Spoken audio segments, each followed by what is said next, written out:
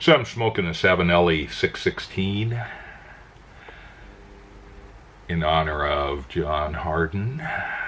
Matches860. Who passed away unexpectedly and sadly for all of us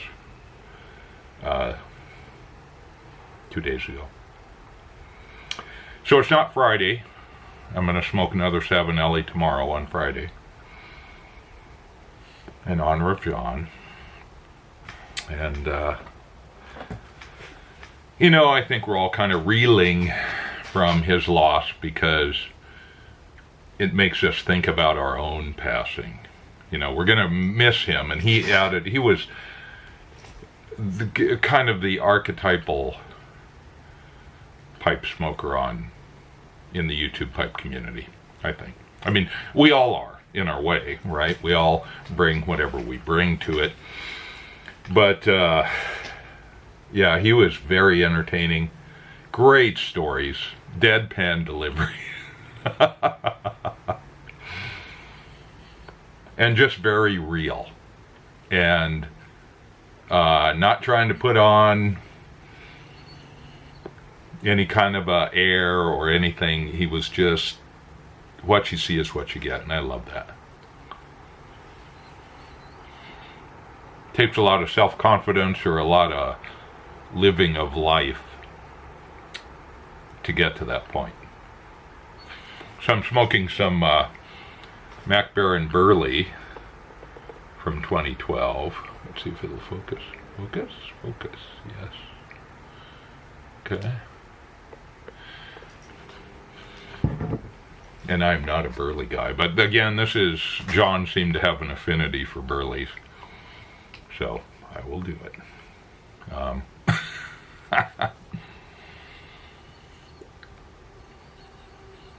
You know, all we can do is remember him fondly and actually think about what our interpretation of what he was saying that enlarged us, right? How did that connect with who we are and make us bigger or better?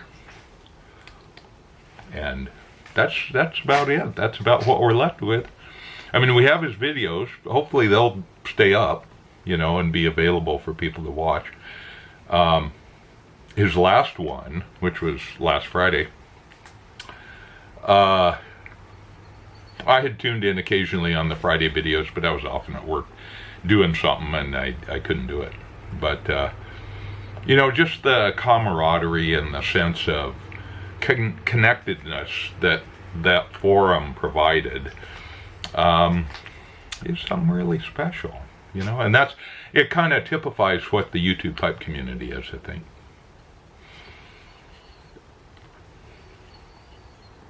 Certainly some aspects of it. So, and you know, I would suggest he went out at his peak. Denis Leary, I'll put a link, I just rewatched it. Did a little comedy skit on smoking, and of course it's Denis Leary manic, so you may love it or hate it. But he makes the point that, you know, you can have those last 10 years, you know, those are the diaper years, those are the drooling and, you know, can't remember shit years. So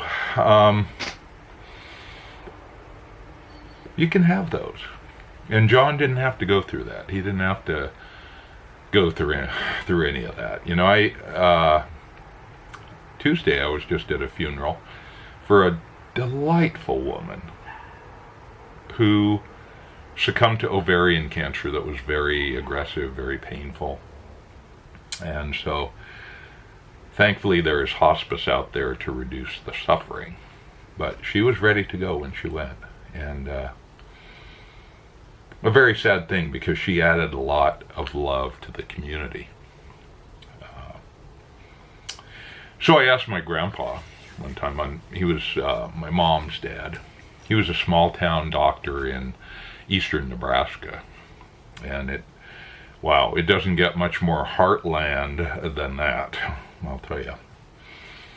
So I'd go back in the summers and be underfoot and get in the way, and just generally hang out for a month or so during the summer on the family farms.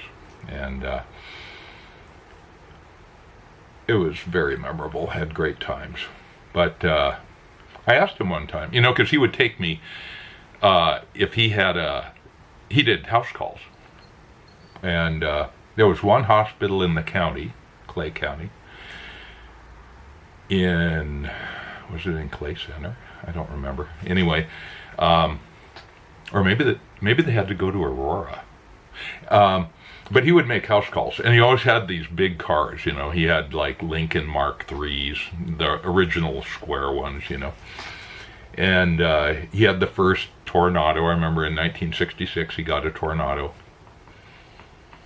which was one of the first, other than the Accord, American front-wheel drive cars. And it had some kind of weird-ass chain drive between the engine and the transmission. Oh my God. And it had a big V8, it was a big car. Although, honestly, if you look at those cars from that era, they seemed huge. But I think that's because we were kids. They aren't that big,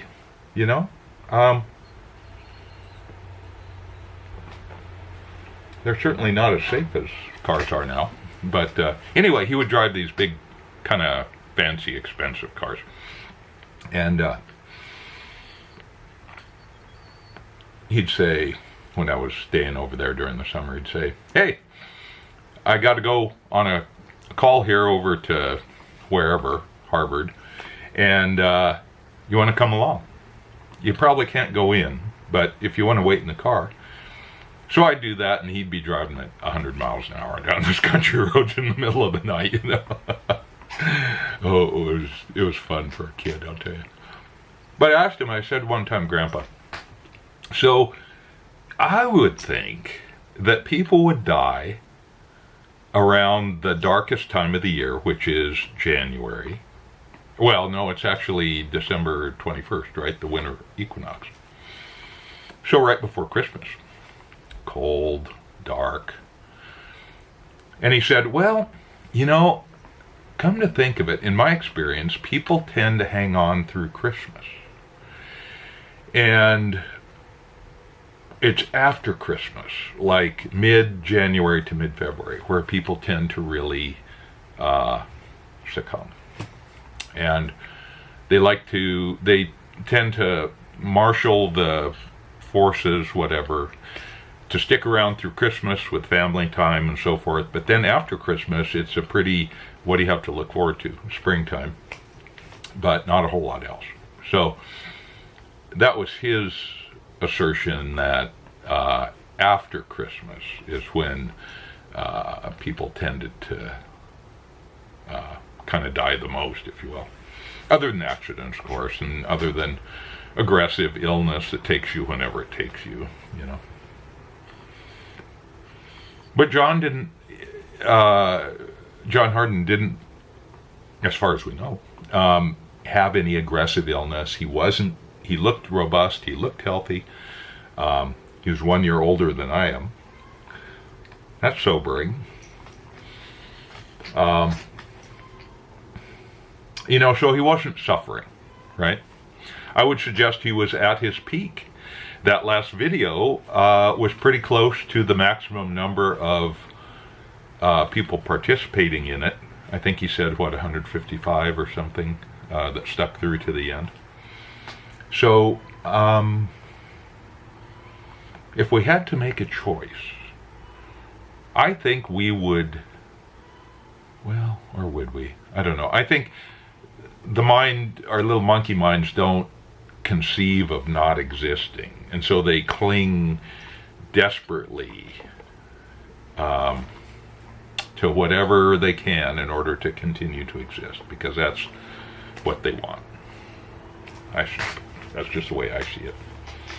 So, but if we had to do it rationally and thinking about it, we might choose to go at our peak, and not when we're just wasted away, dying in agony, drugged up, or so old and feeble that we can't even think straight, and somebody has to wipe our butt, you know. So that's something to think about for John. I mean, he went out at his peak. So this is not bad for Burley. Maybe it's all that Burley he smoked. Nah, I'm just kidding. He was actually a good tobacco reviewer. And some of those reviews with Sergeant Savinelli and him, just shooting the shit and talking tobaccos and stuff. Great videos. And hopefully those will live on. And people will continue to be able to enjoy those. Because, really, they're great.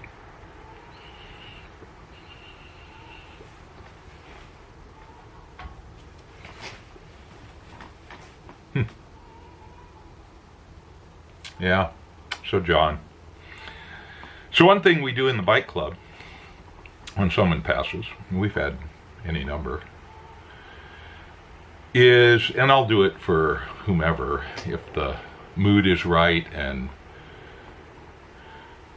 is I like to give them 3 cheers, you know, and it's pretty cathartic when you're in a big room and nobody's expecting it, and you say, you get up and you get up to the microphone there and you say, you know, I'd like to give this person 3 cheers, and everybody goes, what's that? You know, I don't get that. What are we doing here? And I want everybody to participate in that, and in fact put your whole self into it. You know, how much you loved them, how much you cared about them, how much you're going to miss them, and join me in 3 cheers. So, hip hip hooray! Hip hip hooray! Hip hip hooray!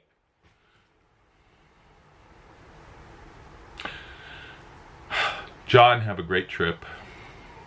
Maybe we'll see you, who knows? I mean, you're on to the next thing that we all will be on.